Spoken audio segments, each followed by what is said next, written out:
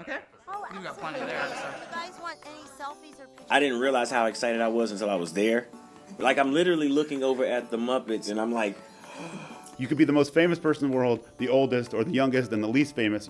Everyone has the same reaction to these characters. Still, 50 years later, unbelievable. It's the best job ever, period. But then, it's not particularly fun to write about the letter A for the 100th time, you know? We asked a group of people who work at Sesame Street, how do you write and rewrite the ABCs for 50 years? Since its first season in 1969, Sesame Street has become nothing short of a cultural phenomenon, and that has a lot to do with its musical legacy. C is for cookie, that's good enough for me. Say, who are the people in your neighborhood? It's not that easy being green. Rubber ducky, you're the one. La la la la la la la la la la la la. Music's been a part of Sesame Street from day one, and that's by design. Co-creator Joan Gans Cooney noticed that when children watch TV, they gravitated towards commercial jingles. You country cornflakes, you country cornflakes. And we're using these same techniques to motivate children to absorb the curriculum content of our series. Oh, that's kind of a groovy idea, Ralph. Commercials for the alphabet. They must have some people who know what they're doing at the Children's Television Workshop. Sesame Street is what we call a curriculum-driven show. That means that being entertaining is fine, but everything that happens on Sesame Street is supposed to help prepare kids for school. And that means that the alphabet has to be on a lot.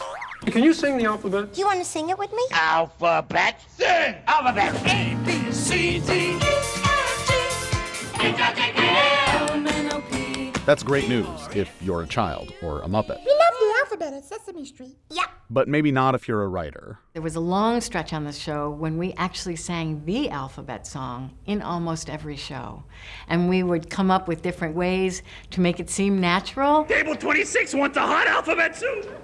A, B, C, D. You know, while we're waiting, let's sing the alphabet song because we wanted the kids to hear it as much as possible. But for children to really know their letters, we need to focus on the individual letters. So that's why we created the letter of the day. The letter of the day is... I've never gotten tired of writing for a letter. Because there are an infinite number of ways to do it. C Drives Me Crazy was a fun song. C drives me crazy. C. Rebel L, that was one of my favorites, partly because they let me play the letter L. I was born to go la la la at the top of my la la lungs. So when Smokey Robinson came on the show, I took his You Really Got a Hold on Me song and wrote a song where the letter U was actually chasing him and grabbing him. Some kids were kind of scared by it. Tell me, Queen Latifah, what should I do? Using celebrities is one way that writers have kept the show interesting. Oh! Hi, Miss Boss. Oh no, that's Ross. You could count on him to count for you. This vegetable is green. Broccoli! Give it to me in the form of a question. Do I look depressed? That's a D word. This is fun. Yes. And you're dancing around.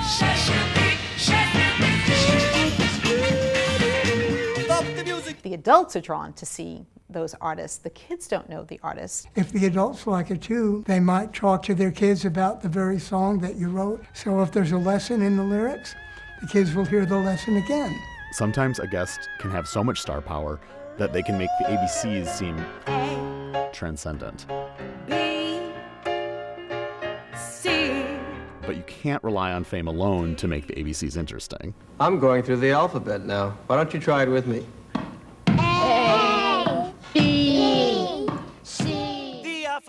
So how do you write a new version of the ABCs that's really, really good and really, really popular? We sang the alphabet with Usher in Usher's very own unique, cool way. This is when they'll roll to a clip. A. Move your arm. B. Sounds like a ball. The challenge with Sesame Street is to write two hooks in a row. D. Everybody duck down. E. Elbows out. So you write the verse, that's a hook that you can remember, and then you write the chorus, that's a hook that you can remember. Move your body to the letters, that's what you do. And if you're really good, you can take them and squash them into one song, and there you have it.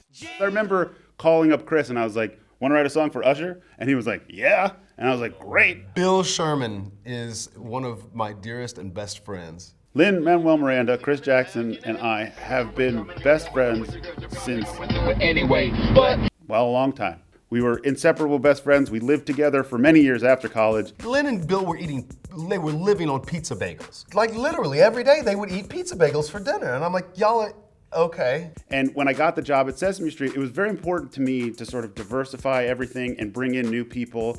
And so what better people than my best friends? There was a thing called Murray Has a Little Lamb. Yo, Murray has a little lamb who wears a little bow. Lin-Manuel Miranda, the famed Hamilton playwright, is also the voice of Mary's theme song. Isn't that ridiculous? Murray has a little lamb. That's a tangential story, but a good one. And anyway, so we wrote this song, and we were psyched about it. We put a track together, and I'd done a rough demo of it. Move your body to the left, that's what you do. When I first heard the demo, I knew it needed some personality. He's like, no, I don't want to do that. I want to do this. I took every production element out and said, you know what, we're going to do this thing a cappella, and I'm going to beatbox, and I'm going to harmonize, and we're going to change some of the lyrics. I hope that's okay. It was like a broken down version of this super produced thing that we wanted to do. And what I loved about it was he had a very distinct picture of what he wanted to do. Well, my greatest test is I play my songs for my kids. My older daughter, Maya, she's the best. She'll go, eh. And if she goes, eh, that means it's terrible. Okay, that's enough. I get emails and stuff from parents about like their kids are singing the ABCs and moving you, running around the house, like success. Success. That's so great. Yeah, this is what happens when I watch this. It's just happiness. ABCs are moving you. Beautiful. I'm marked in history forever, man. Can you ask for a better opportunity? Come on, man. It's terrifying and exciting and overwhelming to work on a show such as Sesame Street because it does affect so many people. And whether you're 8 or 80, you probably have some sort of relationship with Sesame Street. Well, except for... Emily, our DP, has never seen Sesame Street. Oh, really?